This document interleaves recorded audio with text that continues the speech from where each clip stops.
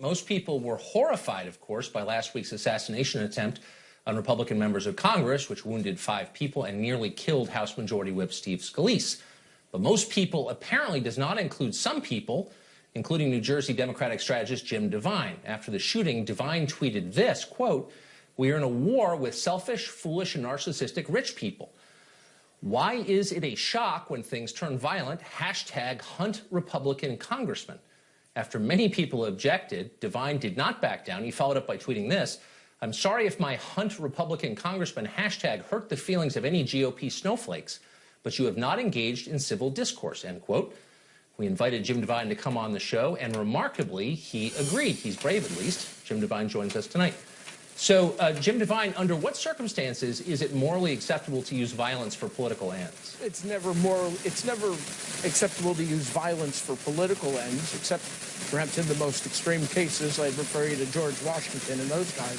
The fact of the matter is we do with ballots in this country what they do with bullets elsewhere. And it is not uncommon in politics that we use the language of war. We talk about fierce rhetoric. We talk about crusades and so on. You were on a television program, and I don't know what your body count was, when you were on Crossfire. I assume that there were no real casualties there. So it shouldn't be a surprise to anybody. I mean, wait, stop.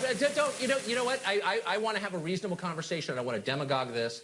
But in the hours after 5 people were shot, including the House Majority Whip, you sent out a tweet that said, "Hunt Republicans." I mean, it was clearly a reference to the assassination attempt against Congressman Scalise. It's hard to imagine how you could justify writing something like that.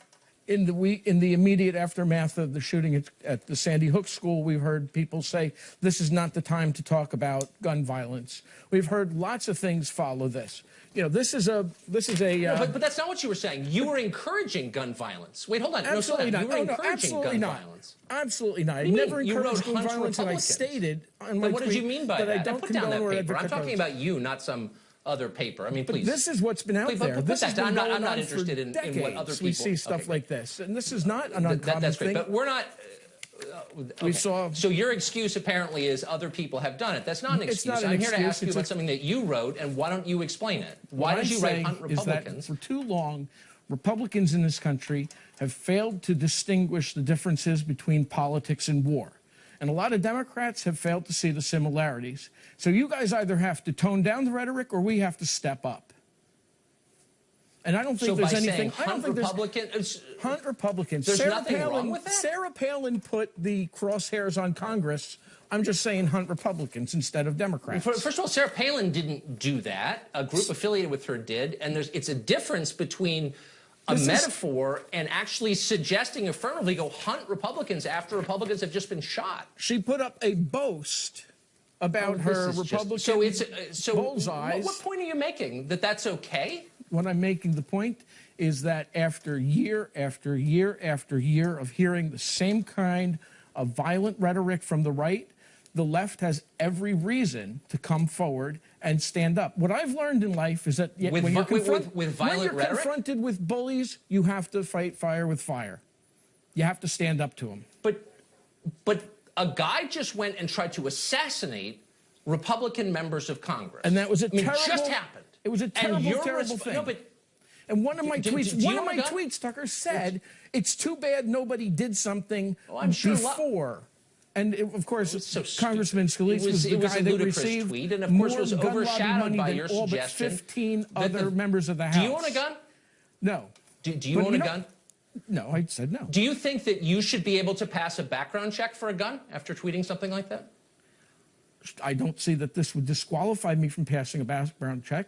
But I would be happy to someone, as a, hold on, I would be happy to subject myself to a background check if I wanted to buy a gun. No, but do you think you should be allowed, or anyone? Hold on, let me finish my question. Do you think someone who tweets the day after an attempted murder like this, hunt Republicans, basically cheering it on, that person, in this case you, ought to be allowed to have a firearm in this country? Well, first of all, your interpretation that I'm cheering it on is not accurate. I specifically said that I don't condone or advocate violence. That was within seconds, and in another tweet that said hunt Republicans. This is a metaphorical use of the term. I do condone violence. It is, But no, if you I could just answer do my not question, condone do you think someone who violence, and tweets it was something a like that? metaphorical term.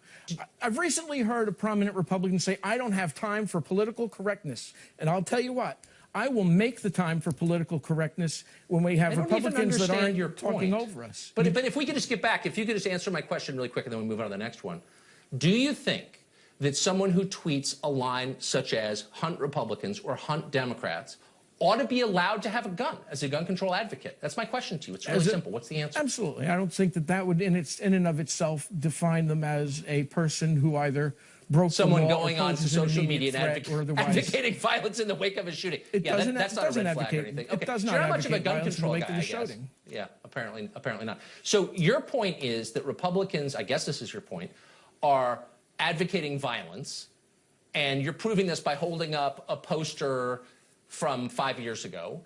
And because they are, you say now Democrats should? Like, what is your point? Is that what you're saying? I'm saying that Democrats have to be more aggressive in the face of political issues, in the face of the opposition. We have members of people, one of the persons who was on that field who spoke about how terrifying it was, what does that mean? Was Senator Rand Paul. Senator Rand Paul retweeted something from Andrew Napolitano that said the reason we have a Second Amendment is not so people can hunt deer, it's so that they could shoot at a tyrannical government. So what's your point? That he deserved it? Tucker, is very simply, no, absolutely not. But my point is that when you put up obstacles to people voting, when you secretly plot in the Senate to repeal health care that's keeping 50,000 Americans alive, and you're otherwise erecting barriers to the democratic process where we have elections where the people that get the most votes don't win, that you should be shot? What happens is, no, but that is tyrannical government. That's the point. It's understandable when you're shot? It's the natural culmination. Stop with the talking points. Just get to what you're saying. I want to know what you're saying. Are you saying, what I'm saying is that it's understandable when someone might shoot you if you do that? It's the natural culmination of the argument that was made by Judge Napolitano and Senator Paul Rand. If Senator Paul Rand would like to sit down and have an hour, Rand Paul, if he would like to sit down and have an hour-long discussion, no, but hold on. I'd be willing to show up and talk about it. Okay. My You're not point making is sense. that I'm going to give you one last enough chance. is enough. What is your point? My point is enough is and enough. So, if it's worked so it's for time the to take up Republicans, arms? No, it is not about taking up arms. It is about coming together and fighting back. Fighting back how? Politically. Peacefully. Then The what way is we this do it about in hunting America. and cheer? You know what? You're an unbalanced person, and I have to say it's distressing that more Democrats haven't disavowed you. Well, I hope you know they what? will. I'm a Jim, perfectly thank you. balanced person. You don't seem it. Twitter isn't the only place where people have been politicizing the shootings of last week. It also happened on television with MSNBC's Joy Reid finding a way to suggest that Steve Scalise deserved to be shot. Watch this. Everybody is wishing the congressman well and hoping that he recovers. But Steve Scalise has a history that we've all been forced to sort of ignore on race. He did come to leadership after some controversy over attending a white nationalist event, which he says he didn't know what it was. He also co-sponsored a bill to amend the Constitution to define marriages between a man and a woman. He voted for the House health care bill, which, as you said, would gut health care for millions of people, including 3 million children. And he co-sponsored a bill to repeal the ban on semi-automatic weapons. Are we required in a moral sense to put that aside at the moment? Jessica Deloche is a Democratic strategist. Katie Pavlich is an editor at Town Hall. They join us both tonight. So, Jessica, if you could just parse that Joy Reid essay for me, if you would.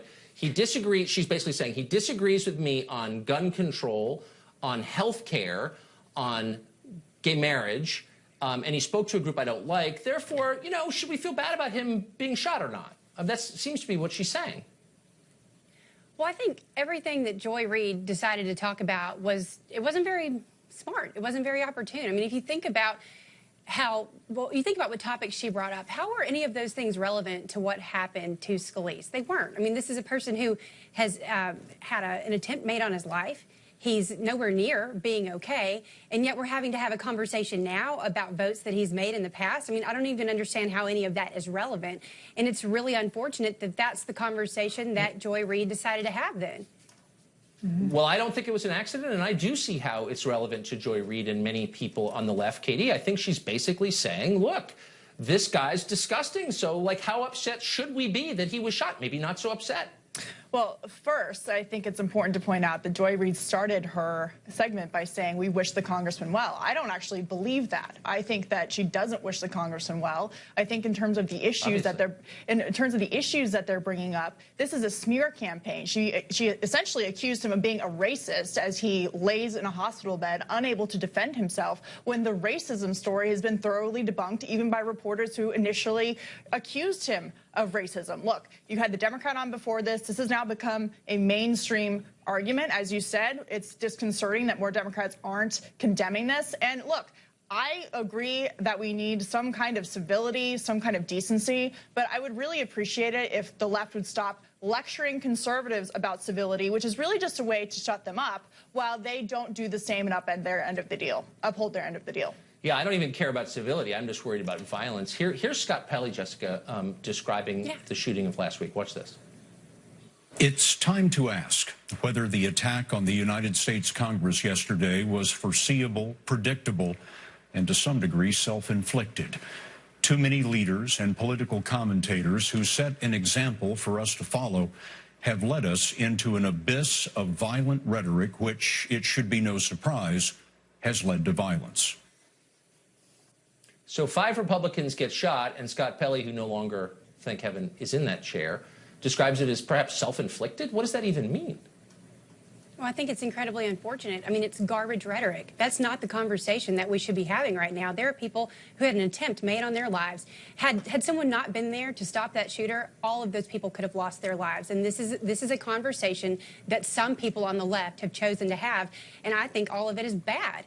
And I think that more people do need to stand up and say that it's bad. More people on the left do need to have that conversation. I don't think that 2 wrongs make a right. I don't think that this is the time for people to come forward and say, you know what, maybe we should just try things a different way since we've been too peaceful beforehand. No, that's not what's happening here. You have people who are taking advantage of a tragic situation, and they're doing it to score political points, and I think that's going to backfire on the Democratic Party. I think all of it is terrible. Yeah. Well, it could hurt the entire country, Katie. I mean, it's moving in that direction, it feels like. Well, I would say the Democrats need to start making better arguments that aren't necessarily dehumanizing, but uphold their policies and talk about why what they believe in is going to be better for their constituencies, which they have far fewer of now. But in terms of how we move forward and the questions that have been asked and the issues that have been raised here, you know, this is a mainstream accusation that the left and the media, their friends in the media, have made. This is not something that is on the fringe anymore, and it just goes to show that the far left, all they want is to meet their end, and they'll use any means to get there. And in this case last week, it was violence. This can't be all made about the far left. Self-inflicted. I mean, but I mean, in this case, yeah, this is self-inflicted. So we're out of time, but I mean, just imagine, you all are on TV a lot. Imagine that script going through the layers of editors before it gets into a teleprompter and some hair hat reads it. Self-inflicted, really? Well, I mean, that's just totally insane. How is it that Republicans are being blamed for this here? I mean, that is the big question. Where's the ultimate victim Jessica, Katie, I'm sorry, we're out of time. My ever since he's amazement been in office. ate up key moments.